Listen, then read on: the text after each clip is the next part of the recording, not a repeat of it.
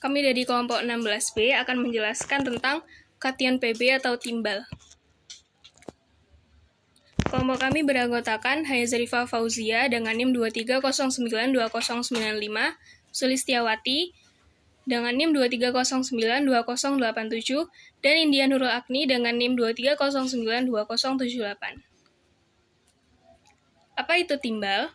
Timbal, bisa disebut plumbum atau timah hitam, adalah unsur kimia dengan lambang Pb dan nomor atom 82. Memiliki sifat lunak, mudah ditempa, dan bertitik leleh rendah. Timbal adalah logam golongan 5A yang relatif lengai atau tidak mudah bereaksi. Logam ini bersifat amfoter. Unsur timbal maupun senyawa oksidanya mudah bereaksi dengan asam maupun basa.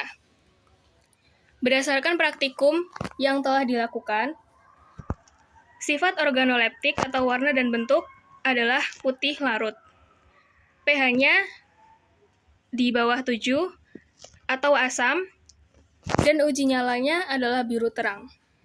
Uji kelarutan Pb dilakukan dengan cara pertama, sampel Pb dimasukkan dalam tabung reaksi sebanyak 1-2 ml, ditambahkan dengan preaksi 2-3 tetes, di mana preaksi tersebut sebagai berikut. Pb ditambah HCl terbentuk endapan putih.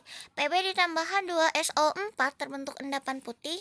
Pb ditambah HNO3 terbentuk bening larut. Pb ditambah NaOH terbentuk putih keruh. Pb ditambah NaOH berlebih terbentuk bening keruh. Pb ditambah NH3 terbentuk endapan putih.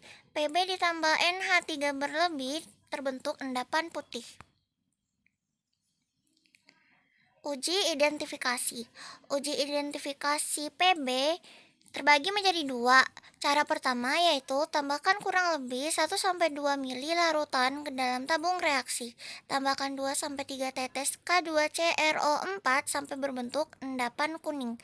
Untuk penambahan NaOH dan HNO3, endapan akan larut. Endapan tidak larut jika ditambahkan NH3 dan CH3COOH-. Terjadi reaksi pengendapan antara ion Pb2+ dan ion CrO4 2-.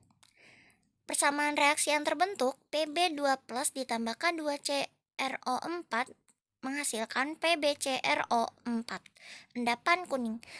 Cara kedua, tambahkan kurang lebih 1-2 ml larutan ke dalam tabung reaksi.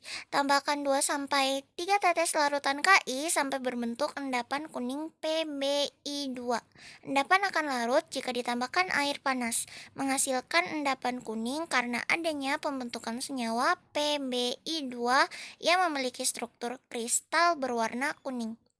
Persamaan reaksi yang terbentuk, Pb2+ ditambah 2 Ki menghasilkan PbI2, endapan kuning. Selanjutnya kita akan membahas mengenai manfaat timbal. Yang pertama yaitu oleh karena sifatnya yang tahan panas, tidak mudah korosi, dan mudah dibentuk. Timbal banyak dimanfaatkan dalam kehidupan sehari-hari.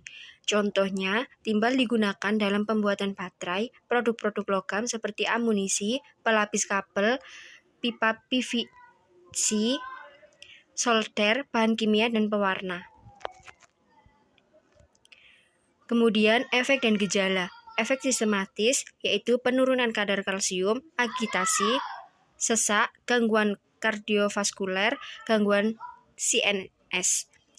Kemudian yang kedua yaitu gejala keracunan pada sistem jantung dan peredaran darah, hipertensi dan nefritis, artralgia, rasa nyeri pada sendi, dan anemia. Selanjutnya, gejala pada kandungan dan kebidanan, gangguan menstruasi, bahkan dapat terjadi abortus. Kemudian, tindakan pertolongan pertama yang dapat kita lakukan jika mengenai kontak mata, yaitu segera siram mata dengan banyak air, kurang lebih selama 15 menit. Segera dapatkan pelayanan medis. Yang kedua yaitu kontak kulit. Segera basuh kulit dengan banyak air selama 15 menit. Kemudian cuci dengan sabun desinfektan dan menutup kulit terkontaminasi dengan krim antibakteri.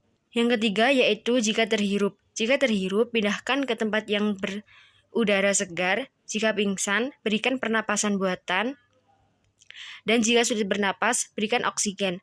Dapatkan bantuan medis segera. Kemudian yang keempat yaitu jika tertelan. Jika korban masih sadar, segera beri 2-4 gelas susu atau air. Jangan berikan sesuatu melalui mulut pada korban yang tidak sadarkan diri. Nah, mengapa Pb termasuk kation? Nah, Pb dapat dibentuk ion positif atau kation dalam larutan ketika senyawa yang mengandung Pb larut dalam air. Ion Pb2+ atau ion timbal 2 akan terbentuk. Ion ini memiliki muatan positif dan dapat berinteraksi dengan anion dalam larutan untuk membentuk senyawa ionik atau kompleks. Baik, sekian penjelasan dari kami. Mohon maaf jika ada kata-kata yang kurang jelas. Terima kasih.